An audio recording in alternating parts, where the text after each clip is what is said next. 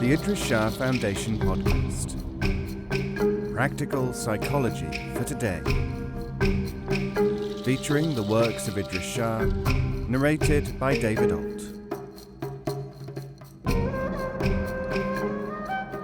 Welcome to the Idries Shah Foundation podcast.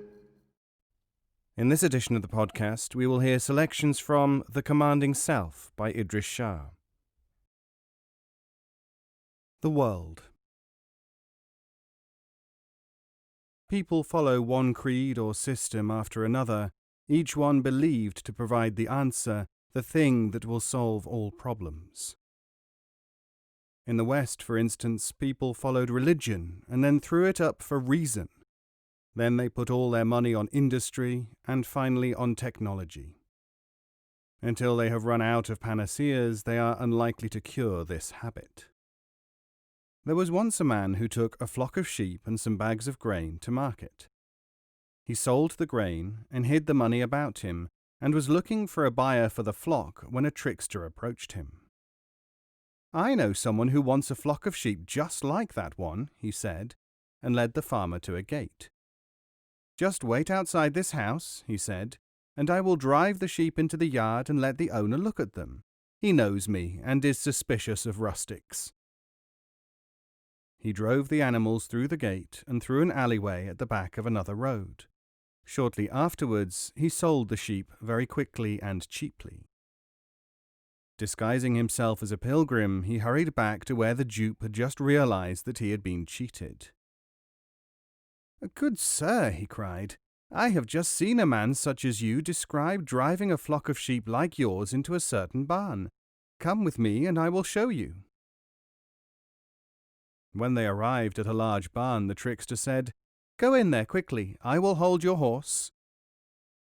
As the farmer walked to the barn, intent on getting his sheep back, the thief galloped away with the horse and sold it in the market for 1/10 of its value. The farmer was deeply distressed and ran hither and thither, crying out, "I have been robbed." The thief now disguised himself as a scholar and found the distraught man once again. "Have you nothing left, my poor friend?" he asked. "Well, I have the money I got from my grain, so I had better walk home to such and such a place where I live and count myself lucky that something remains to me." "As it happens," said the trickster, "I am going that way myself with this bag of money, which is to be used to build a new college." He indicated a bag which he had filled with stones. "Let us travel together for safety on the road." The farmer agreed, and they set off. After some time the pair were crossing a bridge over a stream when the thief let his bag fall into the water. "Oh," he cried, "I am ruined. I am too old and frail to descend into the river, and the money is lost. I shall be disgraced." "I'll get the bag," said the farmer, "if you give me 10% of what is in it." "Willingly," agreed the villain, and the farmer stripped off his clothes and left them, together with his own profit from the grain, on the bridge. The thief made off with the money and the clothes. When the naked and dripping farmer reached the bank and opened the bag, he found only stones. The shock finally turned his head. He is now convinced, they tell me, that all he has left, himself, will be stolen from him, and he ranges the streets of the town, alternately calling for his lost goods and cursing the thief whom he so often thought to be his friend.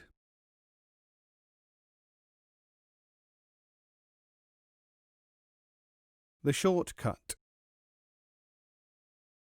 Question: is there anything wrong with following a path which has been trod by thousands or even millions in the past?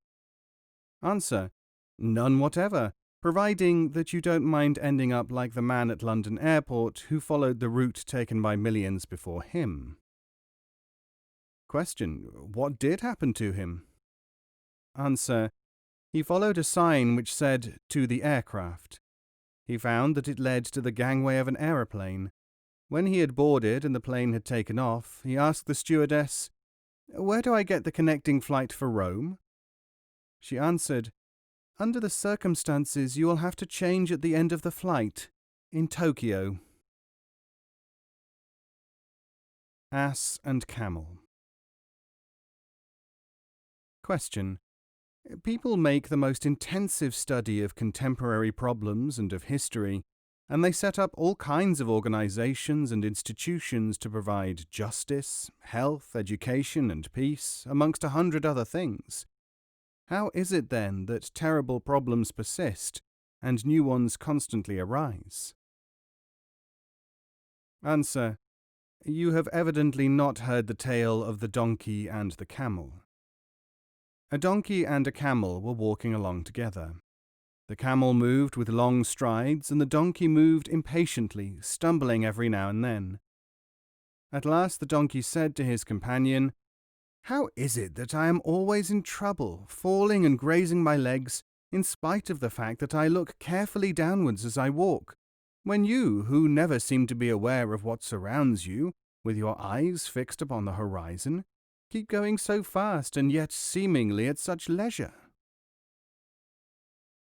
The camel answered, "Your problem is that your steps are too short, and by the time you have seen something it is too late to correct your movements. You look all around and do not assess what you see. You think that haste is speed. You imagine that by looking you can see. You think that seeing near is the same as seeing far. You guess that I look at the horizon. In fact, I am merely gazing ahead so as to work out what to do when the far becomes near. I also remember what has gone before, and do not need to look back at it and stumble once again. In this way, what seems to you baffling or difficult becomes clear and easy." Similarly, donkey-minded people are those who believe that they can learn enough to improve themselves or their lot by short-sighted means. This includes not looking towards the future or even into it. It includes demanding a certain pace without realizing whether it is counterproductive or not.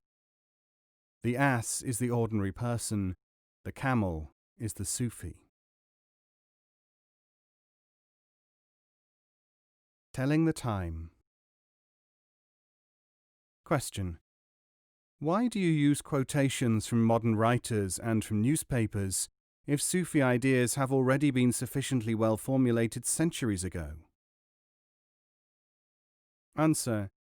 I think that the best way to illustrate this is by means of a modern joke. There was once a wristwatch salesman who found that he could sell watches well enough to townsfolk who knew what time was. With rustics, however, it was more difficult. One day he found himself in the country where a man was chopping wood. He promised himself that he would get the rustic to understand the value of a timepiece.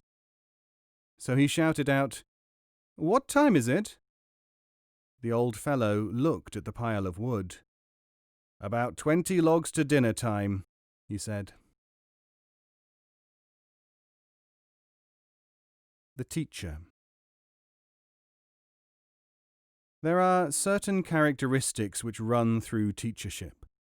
This is a very large question, though in its real essence a simple one. By this I mean that it can be touched on in 100,000 words, or understood without words, depending upon the approach. But observe this. The Sufi guide teaches from a position which is at times in the world, because he has to maintain contact with his environment. He follows the arc of ascent to learn, and when he has completed the arc of descent, he is among the people. He is now transmuted. This means that although his outward form and even a part of his essence may be visible, his whole depth only unfolds to those who are developed enough to understand and perceive it. There is more than an analogy here with teaching or leading in other fields, because leadership in the more ordinary things is a shadow or distortion of the essence of teachership.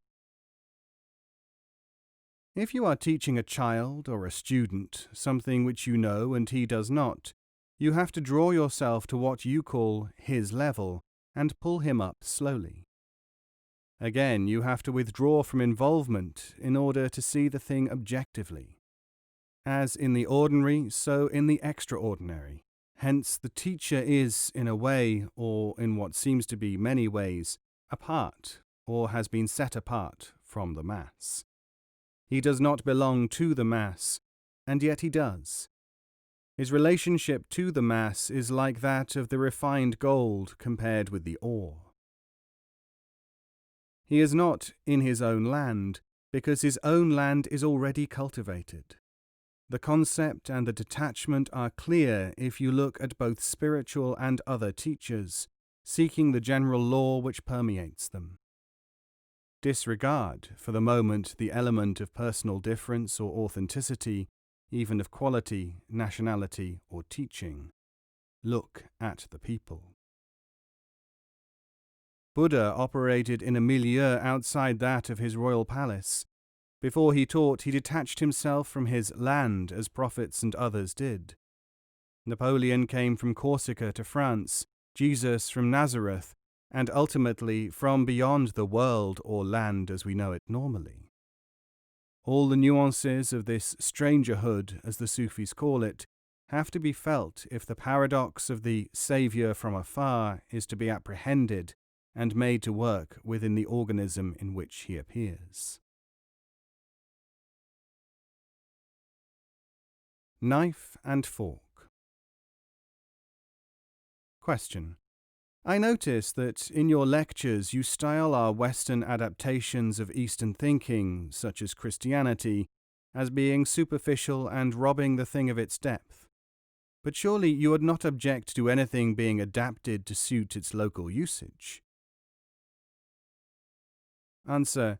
My dear friend, interestingly enough, you have been, albeit unwittingly, answered by Lord, formerly Sir Geoffrey, Howe, speaking in another regard. He said, "It is hardly progress for a cannibal to use a knife and fork." The whole point is not in the adaptation, but whether the adaptation is in accordance with the possibilities, or whether it may even be deleterious. Mystical formulas. Question. What is the point of mystical repetitions? They seem to exist in all religious and magical traditions, whether primitive or otherwise. Answer. The point, as you call it, depends entirely on their application, which must accord with their true nature. There is a Sufi story which makes this point. A man once climbed onto the roof of a place where a Sufi was privately instructing a disciple in order to learn their secrets.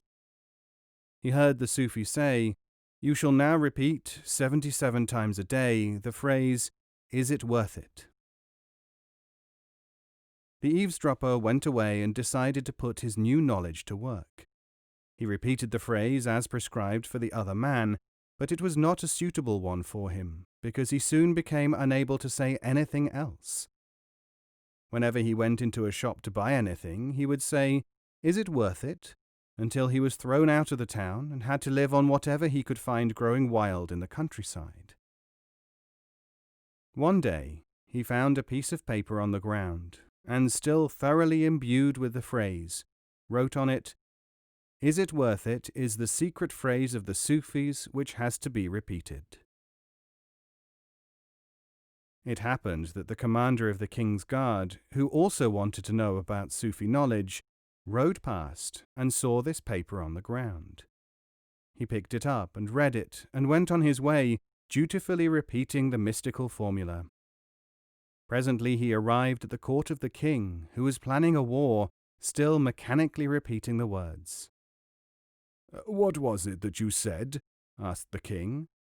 "I was saying, 'Is it worth it?'" said the officer. The king had him beheaded for defeatism. And as for the eavesdropper, he is the ancestor of those people who believe that they can teach Sufi knowledge by rote. The piece of paper has been found again and again, and people have published what it says in books. The eavesdropper, of course, did not write, because he did not know it, on the paper that the phrase was prescribed for one individual. That is why so many people use it and try to make it work. Repeatable experiments. A good deal of the time and energy devoted to research into higher perceptions is expended in the attempt to devise experiments which can be repeated. This is, however, often like trying to feed a horse by telephone. The objective may be praiseworthy and its reason known, but the method selected is rather uninformed, unlikely to succeed. As to the objective, however, it and its praiseworthiness too depend on what the experimenter's orientation is. It is considered a good thing by some people to increase knowledge by finding repeatable phenomena and using them to lead one to a general rule, law, or principle. In the case of Sufi experience with extrasensory phenomena, the principle claimed by the Sufis is different. Their investigation shows that the following of phenomena yields diminishing returns. This, they aver, is because the increase in knowledge of localized phenomena cannot be carried out beyond a certain point. The detail or secondary manifestation of psi, in their view, actually emphasizes that there is no further progress along that road. The progress comes, rather, by way of the holistic approach. It might be said that the scientific approach has most often been, I shall make this phenomenon yield its secrets, while the Sufic attitude is, let the real truth, whatever it may be revealed to me.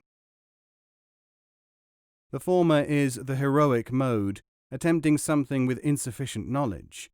The latter, the self-evolution mode, fitting oneself to perceive that which is to be perceived. It eliminates heroism. In the latter mode, experience is needed before knowledge can be perceived. In the former, experience provides knowledge.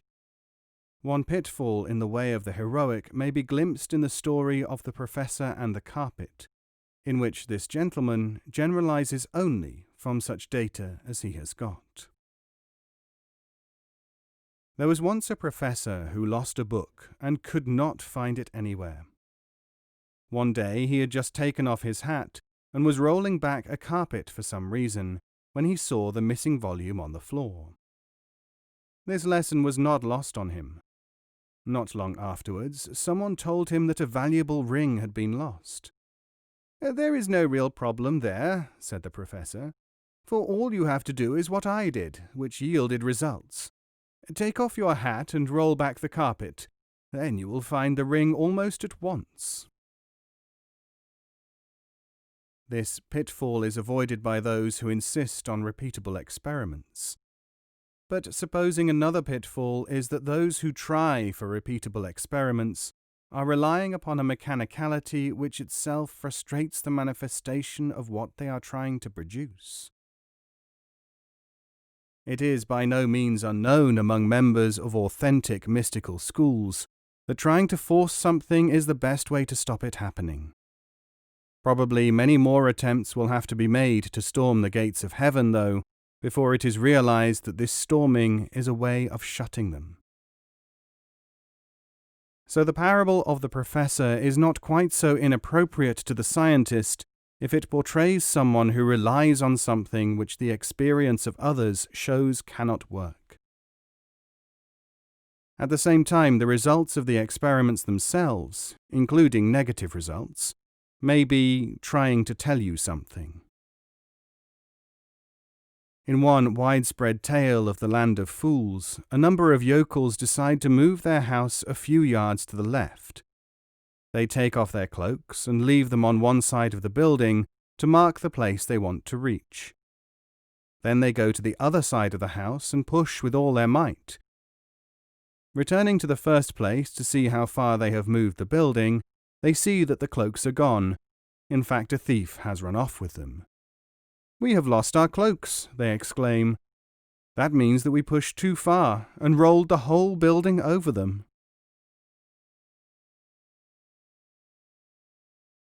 How things seem to be. Question. The first time I met you and heard you talking about ordinary things in an extraordinary way, I was puzzled. I often thought that this was no more than an intellectual exercise. It was a temptation to put the whole thing out of my mind. Then I said to myself, there may be something in this. Am I not judging too soon? Then, as we met, different planes seemed to unfold.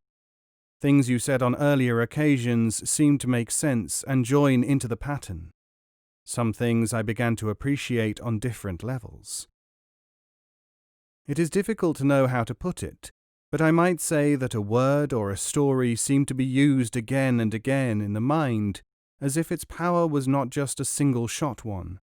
The barrage is over, but the bullets are still taking effect.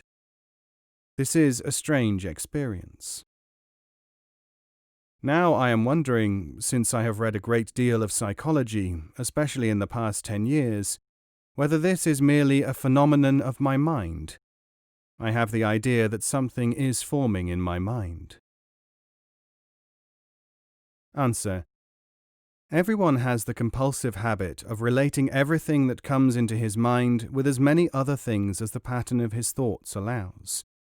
You can interpret what is happening to you in any way you like, or in any way you need. Among us, the variety and parabolic nature of the impact is so arranged as to address itself to parts of the consciousness which are least conditioned to automatism. You can, however, interpret the phenomenon in accordance with whatever pattern of thought you are dependent upon. For instance, various schools of psychology will provide you with tailor-made frames of reference through which you can account for the process. If you need the protection and reassurance of such a system, you will find it in that system. What we are really doing, however, is beyond the formal limits of a psychology as generally understood at the moment. Misunderstood. Question. It is often said that people do not understand even the most explicit Sufi writings, and that people simply take the meaning which they think is intended. How can one identify this tendency, and how can it be overcome? Answer. You hardly need to identify the tendency. If you assume that it is there, you will generally not be far off the truth. But take this example almost at random. In his Bostan, the orchard, Sadi tells a story about kindness to the unjust. There was once a man who wanted to destroy a hive near his house, and his wife prevented him. Then one day, when she was stung by a bee, he reproached her for not having let him take action when he wanted to. Sadi goes on to say that if the watchman shows kindness, people remain awake through fear. Patience with the evil only increases their evil, he emphasizes. Certainly it is human experience that ignoring that which may harm one can increase the danger. This is the apparently explicit message from Sadi, and one for which he has been greatly applauded, except by those who say that evil can be conquered by inaction or by humility. But in Sufi circles, the Sufic message is as clear, that the only remedy for injustice in the world appears to be to oppose it. But the Sufi's capacity is to understand what justice and injustice really are, when and where they really are operating, and what means other than superficial, instant reaction may be taken to deal with this phenomenon. For the Sufi is asking you to wonder what is really happening in the world. Do you see it as it really is? Are your remedies and those of your authority figures based on any such perception? Simplifying Sufi teaching. Question. Many people find it difficult to understand Sufi ideas. Would it not be better if they were put more simply and with a more gradual introduction, so that people could become accustomed to this unusual way of thinking? Answer. I think that we must be fair to the very large number of people who do not find it difficult to follow Sufi ideas, and say that we do not find a great problem of communication with people who are ready to give the right kind of attention to the materials. I do not think that it is a question of simplifying, but of having the right approach. When one approaches anything with, say, impatience, anxiety, or by interposing a mass of assumptions, these are things which we find, in common with the traditional Sufis, act as barriers which filter out the ease of understanding which others are able to experience. This kind of question rather reminds me of the fact that some people who have heard of one after a conversation say, "What a horrible man, I thought that he would be marvellous," and of some others in similar circumstances who say, "How marvellous, I thought he would be horrible." Which assessment is the correct one? Most cultures specialize in the inculcation of prejudice. The Sufi one tries to help remove it so that the reality of anyone or anything may be perceived. But it is not possible to ignore the fact of the existence of this prejudice for or against or towards what one wants something to be, and instead of facing it as the major problem, to look for ways to tinker with the teaching, whether you call this simplifying or whatever else you may call it. Perils of imitation. Question: what happens when genuine teachings, as distinct from diluted ones, are offered to a society which has not had them before? Answer: this has to be done with the greatest caution. I do not vouch for its truth, but I was told the following story by a yogi in India. A genuine yogi visiting Britain heard that a highly popular yoga teacher, much hailed as a master, was very ill. He went to see him and found him in bed surrounded by his Western disciples, all of them with eyes closed and crouching in approved positions, such as you see in the attractive photographs which are nowadays published everywhere. The real yogi said, "I shall now demonstrate to you the secret healing postures which may cure this man." The self-styled yogi, imitated by his followers, who of course were all agog at this dramatic and exciting intervention, carried out the exercises which the true yogi demonstrated. And miraculously, as it seemed, by the power of the authentic yoga, the false master was cured. It was only his disciples who became ill, unable to stand the strain of the advanced techniques. The Mouse and the Elephant. You may care to hear another, this time ancient but still current, tale, that of the love affair between the elephant and the mouse. Despite the opposition of their respective families, an elephant and a mouse who were in love decided to get married. On their wedding night, the elephant keeled over and died. The mouse said, "Oh, fate, I have unknowingly bartered one moment of pleasure and tons of imagination for a lifetime of digging a grave." So, when you try to ask questions, see whether you can descry the logical and other shortcomings in them. Intolerable mishmash. Question: what can be done about the intolerable mishmash found in the books on the Sufis which pour from the presses? These are often written by reputable people, but they take no heed of the different epochs, cultures, and so on in which their materials were projected. The result is chaos, and I think that there is a real danger of people adopting these materials as authentic renderings of what the Sufis have been and are doing. Answer: you have to note two things. The first is that, for these self-appointed experts, the whole matter is really at a very early stage. They are the equivalent of the pre-scientific writers who accumulated, and confused, information on, say, herbs or precious stones. It is not that they do not know what they are doing, it is that they think that what they are doing constitutes an adequate study. Time will put this right, as it did with stone lore or herb wisdom. Secondly, you should remember that authentic materials are also available. It does not take too much common sense to see, when comparing these with the ones to which you take exception, which is more likely to be correct. In this respect, at least, Gresham's law can be reversed, so to speak.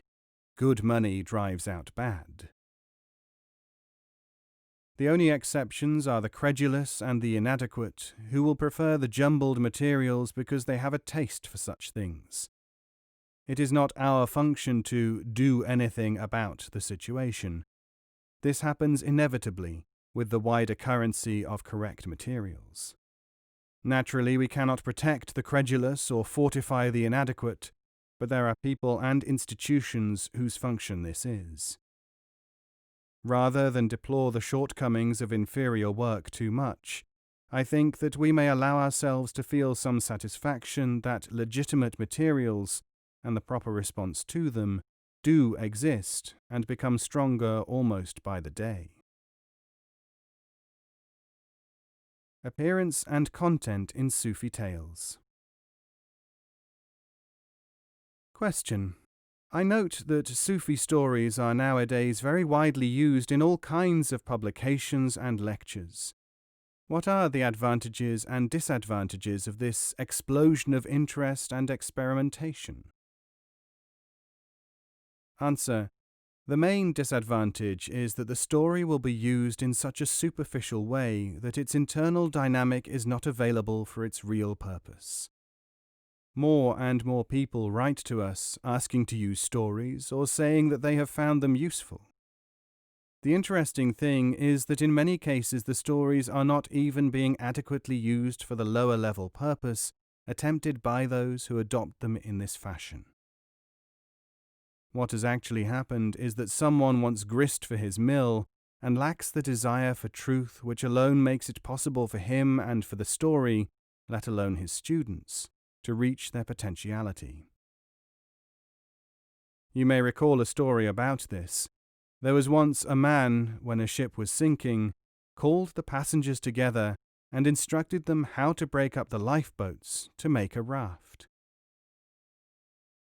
There is no substitute for knowledge. Trying to put things into practice prematurely is not confined to people who teach or are interested in Sufi tales. Tales, like fruit, contain such things as colour, flavour, and nutrition. The apparent effect, say the refreshing quality, is not the end of their operation. The difference between fruit and tales is that, while the fruit's nutritional effect will take place automatically, the tale needs awareness on the part of the person giving out the tale. At the very lowest level, such a person should keep the door open by emphasizing that there is this other content, or that those who produce the tale assert that there is. It is often said that others have used the tales for superficial purposes, but this hardly justifies everyone's taking it on themselves to dilute materials intended for a higher purpose.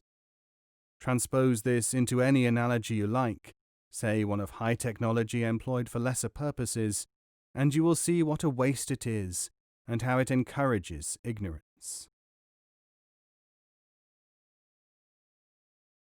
Supreme importance. Question. You have published more anecdotes concerning the ancient Sufis than anyone else, I think, in the history of Sufism. Since these refer to people well known in Eastern culture but generally unknown in the West, does this not fail to convey the great importance of these teachers? Answer. In what sense? Question. In the sense that if, say, Junaid or Nuri said something, we know that it must be of supreme importance, and really true. How can a Western person feel this if he does not know the rank of Junaid or Nuri? Answer. If Junaid or Nuri said it, it is indeed of objective importance, and nobody needs to know for learning purposes who said it or to feel that it is true. It must have an effect. Question: then why mention Junaid or Nuri at all? Answer: not to authenticate a statement or to influence people, merely to keep the framework so that the materials may be of use to both Eastern and Western students. What it is really like. Question: what can one do if one's closest friends or spouse object to one's attending study meetings? Answer: I suggest that you tell such people the following story. Misinterpretation. There was once a man who used to go out at night to study spiritual and psychological subjects with a number of others. His wife objected, and she was always complaining that he was selfish and peculiar. One day he managed to get her to go along, just to see what it is like. She sat there among all these strangers, listening to incomprehensible things. Finally, when they left, she said, "What a lot of ridiculous nonsense! I could hardly stand it." The husband said, "Well, now you know what it is like. You surely don't still think that I enjoy myself there, do you?" This tale brings out 2 points. First, that things that you are not used to, or from which you are excluded, seem unpleasant or awful. The second point, which may well be true in many cases, is that a great number of these groups have an atmosphere which really do tell newcomers that they are not normal. So the test always is whether your friends in this kind of interest are acceptable to relatives or other normal friends. If they are, well and good. If they are not, you have to discover whether you are in a weird group and whether your other associates might not be right after all. Escape. Question: I want to get away from things of this world, and as a result I have immersed myself in the study of all kinds of books on occultism and experiential religion. I feel that I am on the way to finding myself, and wonder whether you would agree with me that this is the right thing to do. Answer: have you ever heard of the man who jumped into a river to get away from the rain? Books on occultism and religion will merely make you think of such things in a worldly way, if you are a worldly person. What you have to learn is how to find the unworldly in everything. Can you do that? Obviously not, or you would not have asked the question. It is not the immersion alone, as you call it. It is very much a question of who or what is being immersed. Some things are cleaned by immersion, others merely become waterlogged. Inner space. Question: how can one remove vices and shortcomings so as to become a truly spiritual person in the Sufic sense? There are so many accounts of struggles carried on by holy people against temptations and sins.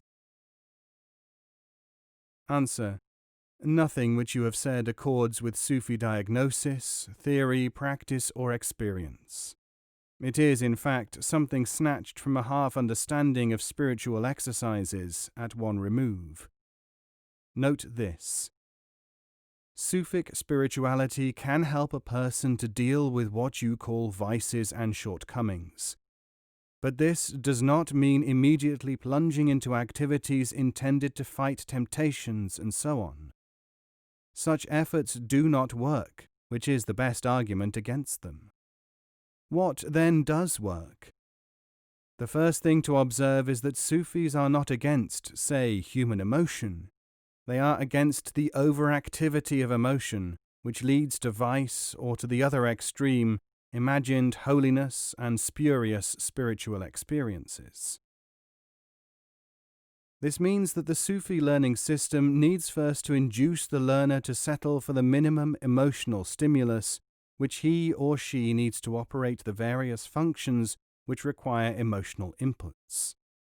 When this has been achieved, there is a space into which the developing function can be poured. Many familiar religious systems have oversimplified matters. They have assumed that, say, emotionality is bad, so they have tried to get people to destroy their emotional life. This has only produced delusory effects. Or they have channeled emotions into what they have decided are good or spiritual emotionality. At best, this is, of course, only another form of self-indulgence.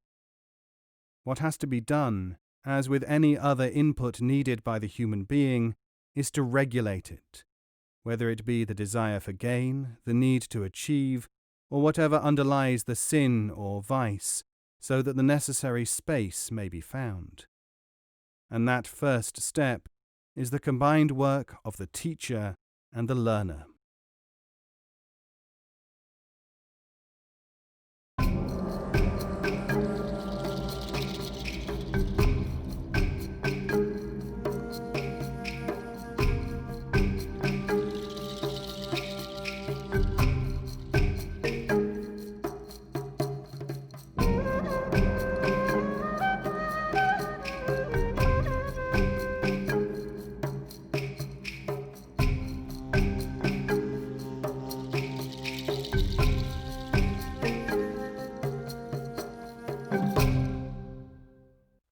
This audio is made available by the Idries Shah Foundation and is copyright 2019.